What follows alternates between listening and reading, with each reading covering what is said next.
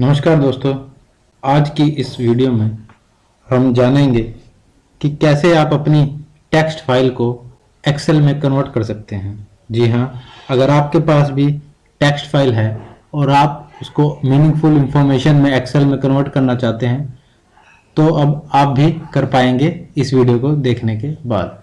कई बार क्या होता है, हमारे पास डेटा जो है वो मीनिंगफुल इंफॉर्मेशन में नहीं होता। मतलब हमारे पास डेटा तो होता है, हम उसके ऊपर कोई भी फंक्शन परफॉर्म नहीं कर पाते ताकि उसमें से जो मीनिंगफुल इंफॉर्मेशन है उसको एक्सट्रैक्ट कर सके। तो उस केस में क्या है, तो बड़ी ही प्रॉब्लम आ जाती है उस डेटा पे वर्क करना और कैसे उस डेटा में से जो हमारी इंफॉर्मेशन हमें चाहिए उसमें से कैसे निकाले, तो एक बहुत बड़ा टास्क हो जाता है। तो उस केस में हम कैसे उस डेटा को एक्सेल में कन्वर्ट करके उससे कैसे मीनिंगफुल इंफॉर्मेशन निकालते हैं, ये हम आज इस वीडियो में देखेंगे। तो चलिए बिना किसी देरी के शुरू करते हैं। आपने कहीं कभी ना कभी इस तरह की टेक्स्ट फाइल्स तो देखी होगी। ये मेरे पास जो अभी डेटा है ये एक बैंक के लोन बैलेंसिंग फाइल्स का है। इसमें जितने भी बैंक के सारे लोन्स हैं उसकी डिटेल है। तो आपने कभी ना कभी इस तरह का डेटा देखा होगा टेक्स्ट में, लेकिन अभी जो मेरे पास डेटा है इसके ऊपर मैं कोई भी टास्क परफॉर्म नहीं कर पाऊंगा। इसमें से अगर कोई मीनिंगफुल इंफॉर्मेशन मुझको एक्सट्रैक्ट करनी है मैं वो नहीं कर पाऊंगा। तो अगर इस तरह का डेटा आपके पास है तो आपको क्या करना है, इस सारे डेटा को कॉपी कर लेना है। सारे के सारे डेटा को सिलेक्ट करने के लिए आप क्या करेंगे, कंट्रोल ए प्रेस करेंगे एंड देन कंट्रोल सी करके कॉपी कर लेंगे एंड देन एक एक्सेल फाइल ओपन करेंगे।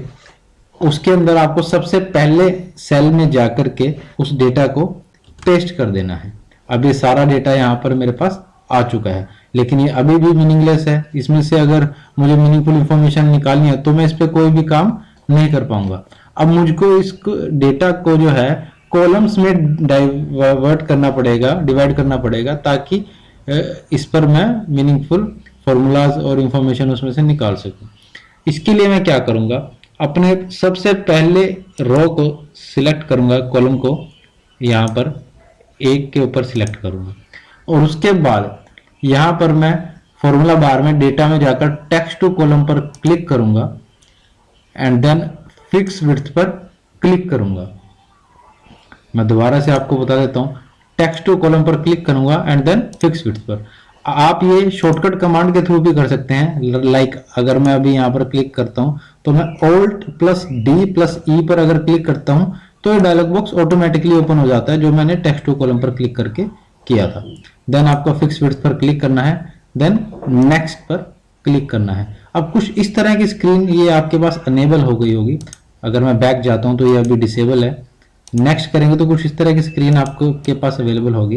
देन आपको क्या करना है, इसमें से जो जो डेटा मुझे अलग अलग कॉलम्स में चाहिए उस जगह पर मैं क्लिक करता जाऊंगा और वो डेटा मेरे पास अलग अलग होता जाएगा। लाइक जैसे अभी मेरे पास कुछ डेटा है, इस पे मैं क्या करूंगा, ये जैसे मेरे पास अकाउंट नंबर है, यहाँ पर मैं इसको सेपरेट करने के लिए यहाँ पर एक क्लिक कर देता हूँ और एक लाइन यहाँ पर बन जाती है। देन अगला सेपरेशन मैं करूंगा इस डेटा का, लोन के नेचर का। देन यहाँ पर क्लिक करता हूँ, ये भी सेपरेट हो जाता है।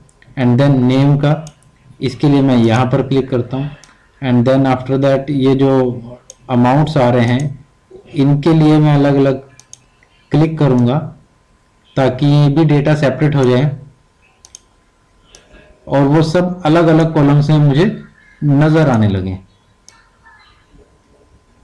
ये मैं अब कर देता हूँ एक बार सारे डेटा को, क्योंकि ये अभी सेपरेट नहीं है इस फाइल में।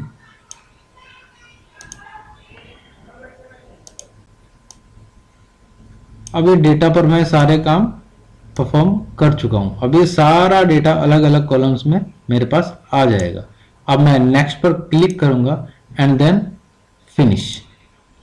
अब आप देखोगे कि डेटा जो पहले एक कॉलम में या एक रो में था अब वो उसके अलग अलग कॉलम्स बन चुके हैं, लेकिन ये अभी भी मेरे लिए मीनिंगफुल नहीं है। इसके लिए मैं क्या करूंगा, दोबारा से यहाँ पर क्लिक करूंगा और यहाँ पर फिल्टर अप्लाई करूंगा। फिल्टर का शॉर्टकट क्या रहेगा यहाँ पर हमारे लिए, ऑल्ट डी डबल एफ। अब ये फिल्टर लग गया है। अब यहाँ पर मैं देखूंगा जो जो इंफॉर्मेशन मेरे लिए यूज की नहीं है उसको मैं फिल्टर से सिलेक्ट करके डिलीट करता जाऊंगा। लाइक ये लाइनें मुझे बड़े अभी बहुत परेशान कर रही हैं, इन लाइंस को मैं नहीं चाहता, तो इन लाइंस को मैं सिलेक्ट करके यहाँ से डिलीट कर दूंगा।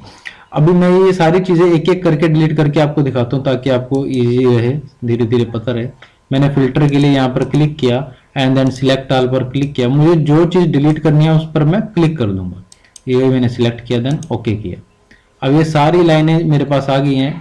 इन सबको डिलीट करने के लिए मैं क्या करूंगा, shift plus control plus down arrow and then right arrow. ये सारा डेटा मेरे पास सिलेक्ट हो चुका है एंड देन मैं डिलीट की प्रेस करूंगा, ये सारा डिलीट हो जाएगा। अब मैं दोबारा से सारा डेटा सिलेक्ट करके चेक करूंगा यहाँ पर कि क्या वो सारी लाइनें चली गई हैं। जी हाँ, ये सारी लाइंस जा चुकी हैं। अब इसमें जो चीजें बार बार रिपीट हो रही हैं उनका भी मैं ध्यान रखूंगा ताकि वो बार बार ना आए।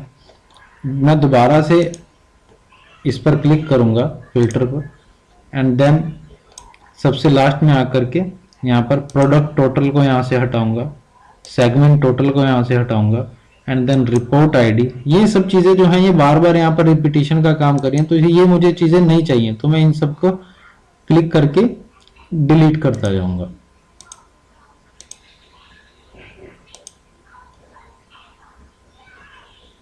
सेगमेंट टोटल और प्रोडक्ट टोटल हम यहाँ से डिलीट नहीं कर पाएंगे क्योंकि इसमें डेटा है काफ़ी, तो इसको हम हटा देते हैं यहाँ से, product total and segment total. अब यहाँ पर आप देखोगे यहाँ पर कहीं पे भी मीनिंगफुल डेटा नहीं है, तो अगेन इस सारे को सिलेक्ट करके मैं डिलीट कर दूँ। अब जब मैं इसको सिलेक्ट करूँगा तो देखूंगा डेटा काफ़ी हद तक ठीक हो चुका है। ओके, लाइक अभी आप देखोगे, ये देखिए यहाँ पर सेगमेंट टोटल आ चुका है। प्रोडक्ट टोटल को भी हम डिलीट कर सकते हैं दोस्तों, क्योंकि ये भी यहाँ पर इनका प्रोडक्ट्स का टोटल आ रहा है, और सेगमेंट टोटल को भी हम डिलीट कर सकते हैं। अगेन फिल्टर पर जाएंगे and then segment total and product total पर क्लिक करेंगे और इसको भी डिलीट कर देंगे। अब चेक करेंगे डेटा, क्या मेरा डेटा, जी हाँ, ये देखिए कितना डेटा मीनिंगफुल इंफॉर्मेशन में आ चुका है। अब मुझको क्या करना है, यहाँ पर जितने भी गैप्स आ रहे हैं बस उनको डिलीट करना है ताकि ये सारा एक लाइन में आ जाए सारा। अब मैं सारे गैप्स को यहाँ से डिलीट कर दूंगा। ब्लैंक्स पर क्लिक करूंगा गैप्स को डिलीट करने के लिए, ओके करूंगा एंड देन यहाँ पर क्लिक करूंगा एंड देन सारा सिलेक्ट करके उन रोज को डिलीट कर दूंगा।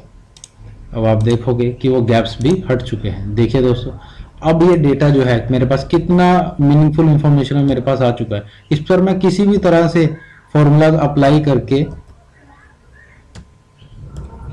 पाइवट टेबल लगाकर, फिल्टर लगाकर, कुछ भी करके डेटा पर उसमें से मीनिंगफुल इंफॉर्मेशन निकाल सकता हूँ। लाइक मुझे अगर सिर्फ टर्म लोन का चाहिए तो उसकी डिटेल निकाल सकता हूँ, मुझे सिर्फ कार लोन की डिटेल चाहिए तो मैं उसकी निकाल सकता हूँ, सिर्फ एजुकेशन लोन की चाहिए तो उसकी निकाल सकता हूँ, और भी बहुत सारी मीनिंगफुल इंफॉर्मेशन मैं इसमें से निकाल सकता हूँ। तो उम्मीद करता हूँ आपको भी ये डेटा को टेक्स्ट टू कॉलम में कन्वर्ट करना आ गया होगा, और अपने टेक्स्ट फाइल को कैसे मीनिंगफुल इंफॉर्मेशन में कन्वर्ट कर सकते हैं आप, ये आ गई होगी। अब मिलते हैं अपनी ऐसी ही किसी अगली वीडियो में, तब तक के लिए गुड बाय।